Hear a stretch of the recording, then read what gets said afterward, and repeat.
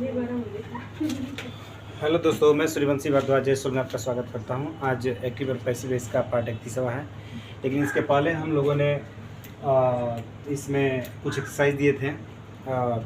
Part number 30 में उस exercise को हल किया जाएगा, उसके बाद आगे हम लोग पढ़ेंगे, ठीक है ना। तो डू दिस वर्क। अब डू दिस वर्क का पैसिव वॉइस क्या होगा? हाँ बोलो। क्या? हाँ, let this work be done. ठीक है, नेक्स्ट बोलिए। Bring a glass of water. Bring a glass of water.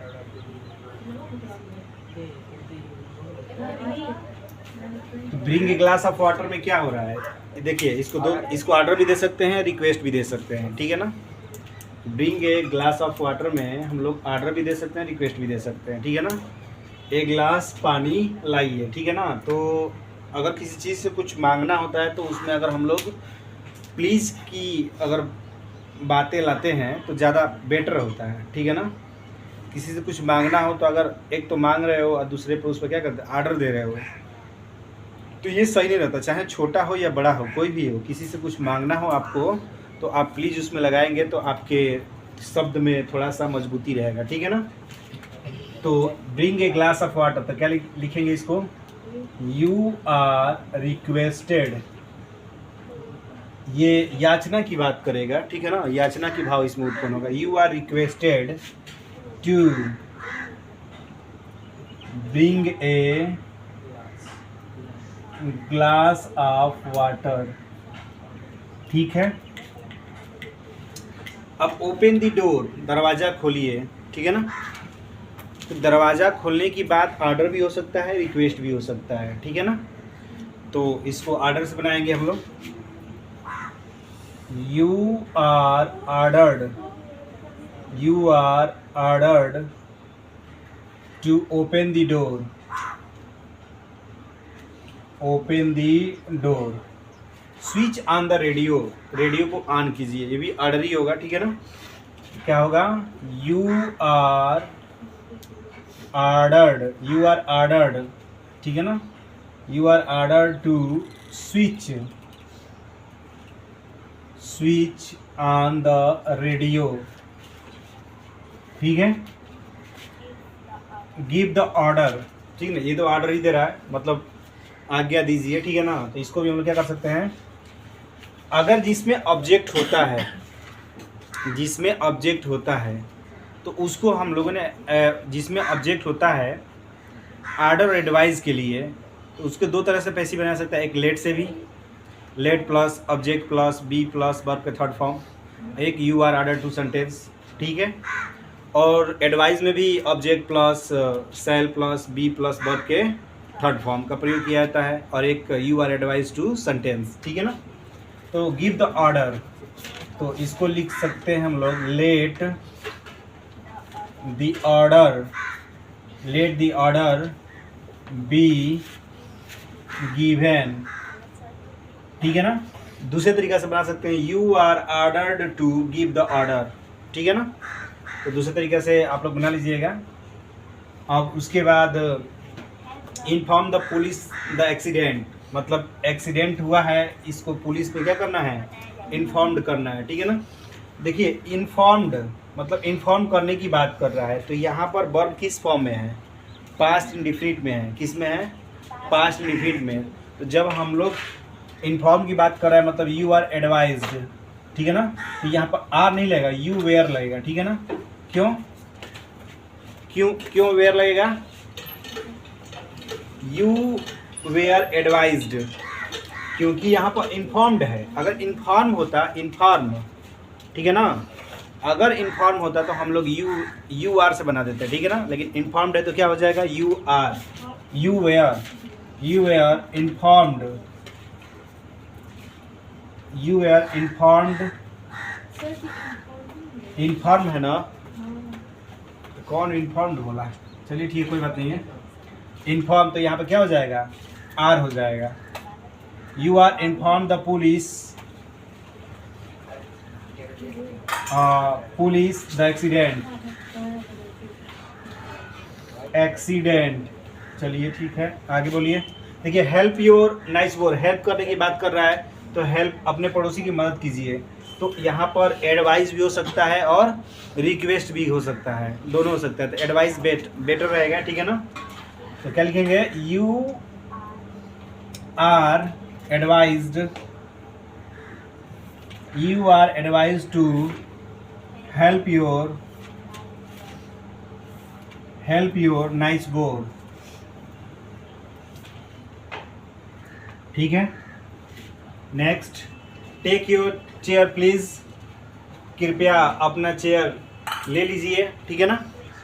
तो यहाँ पर रिक्वेस्ट कर रहा है, ठीक है ना, प्लीज लग गया तो रिक्वेस्ट ही कर रहा है। तो क्या होगा, you are requested to take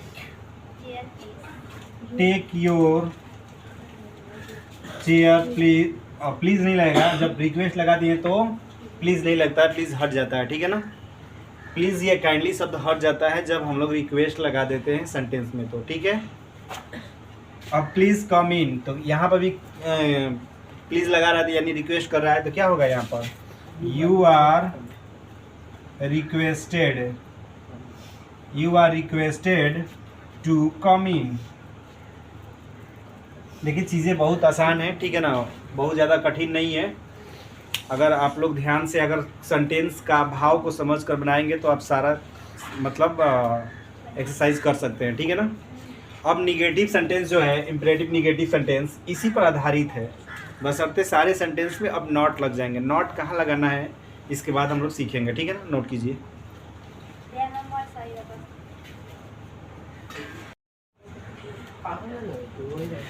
अब ध्यान दीजिए, हम लोग अब इसके बाद इम्परेटिव निगेटिव सेंटेंस में अब आर्डर, एडवाइस और रिक्वेस्ट तीनों को हम लोग पढ़ेंगे, ठीक है ना। तो चलिए पहले आर्डर का पढ़ते हैं। आर्डर, यदि निगेटिव सेंटेंस में आर्डर आ जाए तो उसका पैसिव वॉइस कैसे बनाया जाता है, तो उसके लिए हम लोग स्ट्रक्चर पहले सीखेंगे। तो होता है let plus object plus verb के plus not plus be plus verb के थर्ड फॉर्म, ठीक है। ये निगेटिव के लिए है। और दूसरा हो जाएगा you are ordered not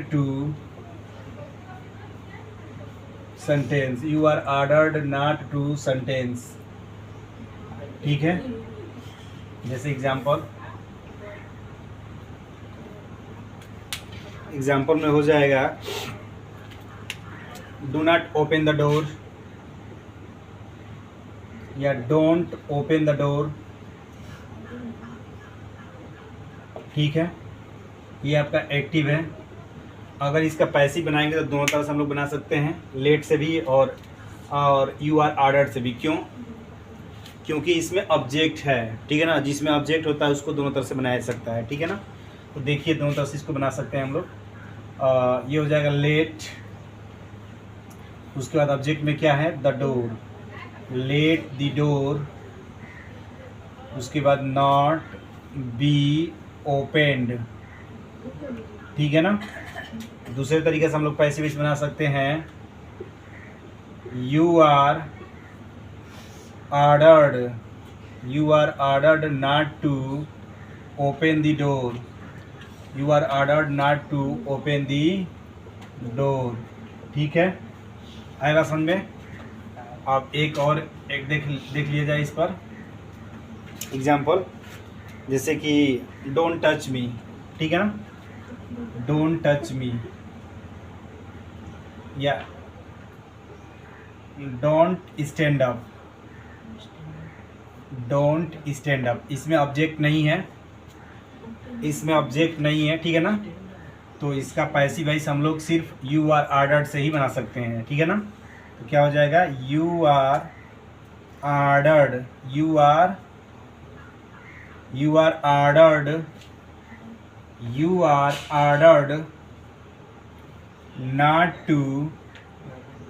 not to stand up, you are ordered not to stand up, ठीक है ना।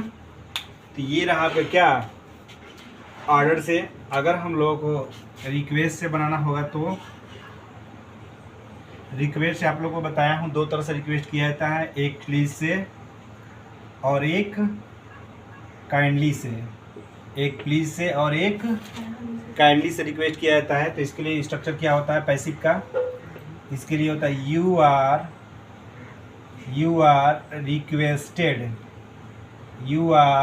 Requested not to sentence, you are requested not to sentence. आया बात समझ में, you are requested not to sentence. इसका example, please don't touch me, कृपया मुझे मत छुएं, ठीक है ना। तो ये एक्टिव हो गया। पैसिव क्या हो जाएगा इसका, you are requested not to touch me, ठीक है ना, नॉट टू टच मी। एक और एग्जांपल हो सकता है, please don't disturb me, please don't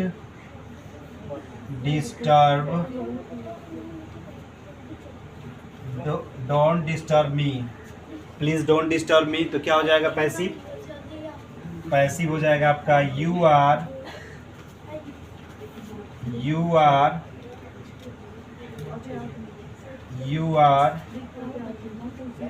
you are requested not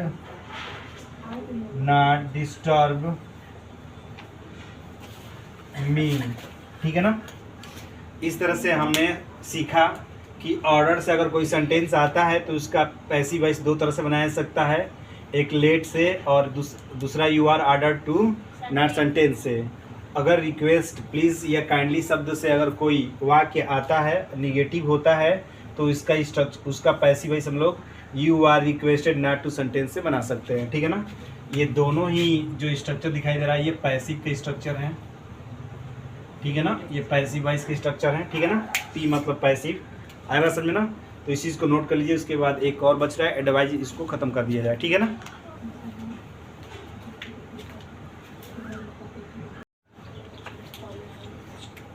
देखिए, ऑर्डर से पढ़ लिए, रिक्वेस्ट से पढ़ लिए, अब हम लोग एडवाइस से पढ़ेंगे, ठीक है ना।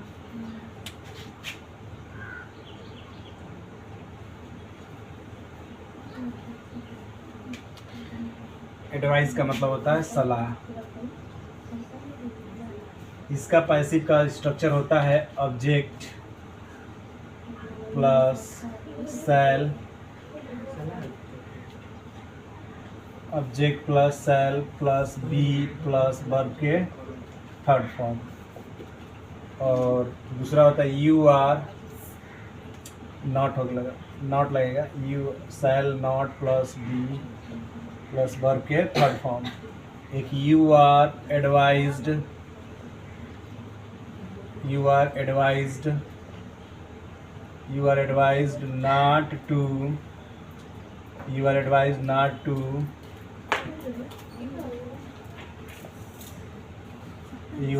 not to sentence।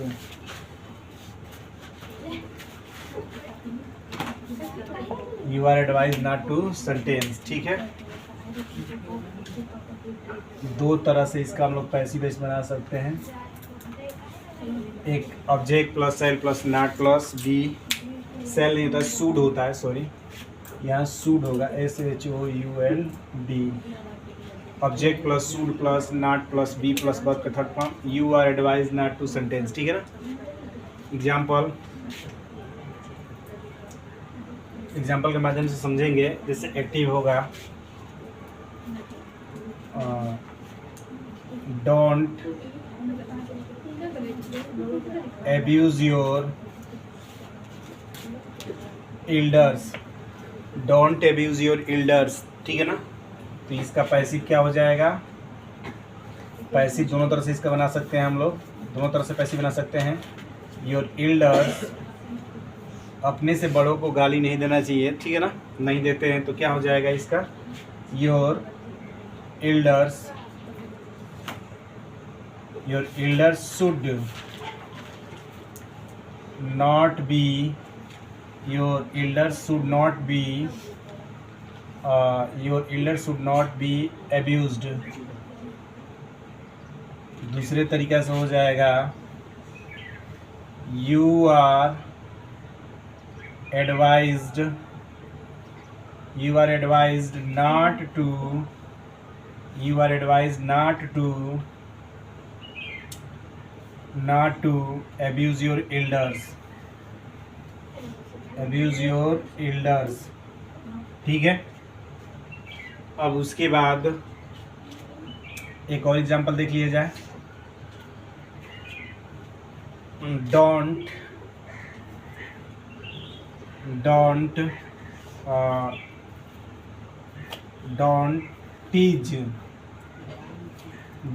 tease the poor, ठीक है ना, गरीबों को तंग नहीं करते हैं, ठीक है ना। तो क्या हो जाएगा passive,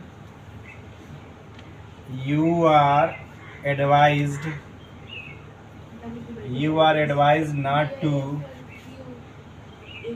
not to tease the poor, ठीक है ना।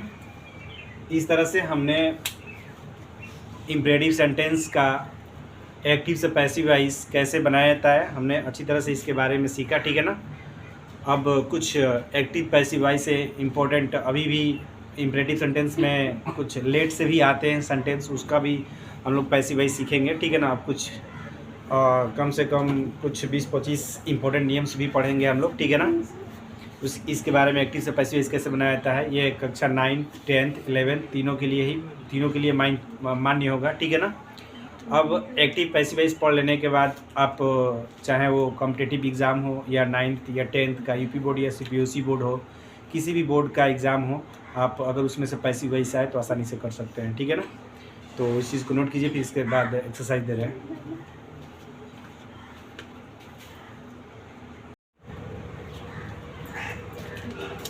देखिए ध्यान दीजिए, change the following sentences into passive voice. कुछ एक्सरसाइज दिया गया है इम्परेटिव नेगेटिव सेंटेंस पर, इसको पैसिव वॉइस में चेंज करके लेकर आना है।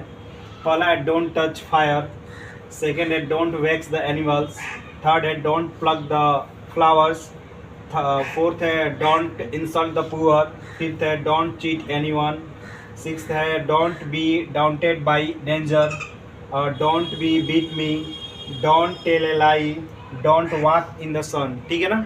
इस तरह से दोस्तों यदि पढ़ाई हुआ चीज़ें अगर आप लोगों को समझ में आता है तो आप वीडियो को जरूर से जरूर लाइक करें, कमेंट करें, शेयर करें, सब्सक्राइब करें। आज के लिए इतना ही, धन्यवाद।